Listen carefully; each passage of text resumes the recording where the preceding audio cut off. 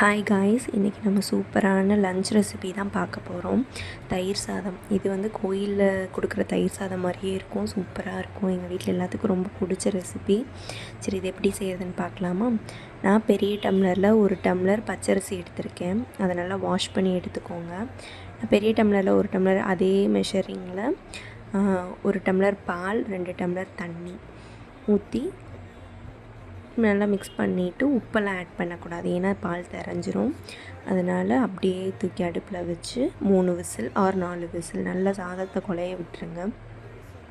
சாதம் குழஞ்சதுக்கப்புறம் நல்லா மத்து வச்சு நல்லா கடைஞ்சிக்கோங்க. அப்புறம் தாளிக்கிற ஐட்டம் என்னென்னா இஞ்சி, பச்சை மிளகா, கொத்தமல்லி, கருவேப்பிலை, பெருங்காயத்தூள் போட்டு தாளித்து அந்த தயிர் சாதத்தில் போட்டுருங்க.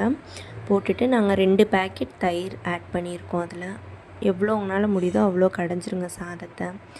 அதில் இப்போ இந்த ஸ்டேஜில் வந்து உப்பு செக் பண்ணிக்கோங்க. இப்போ நீங்கள் உப்பு போட்டு நல்லா கலந்துருங்க. கலந்துட்டு தண்ணி ஊற்றிக்கோங்க. தண்ணிக்கு பதிலாக நம்ம பால் ஊற்றிட்டா இன்னும் டேஸ்ட்டாக இருக்கும். பால் ஊற்றி நல்லா கடைஞ்சிக்கோங்க. ஃப்ரூட்ஸ் ஆட் பண்ணலாம், மாதுளை அந்த மாதிரி உங்களுக்கு பிடிச்ச ஃப்ரூட்ஸ் ஆட் பண்ணிட்டிங்கன்னா அதுவும் இன்னும் டேஸ்ட்டாக இருக்கும். நல்லா எவ்வளோ முடியுதோ அவ்வளோ நல்லா கலந்து விட்டுக்கோங்க. உப்பெல்லாம் செக் பண்ணிட்டிங்கன்னா நம்ம சூப்பரான தயிர் சாதம் ரெசிபி ரெடி. இது என் ஃப்ரெண்ட்ஸ் எல்லாத்துக்குமே ரொம்ப பிடிக்கும்.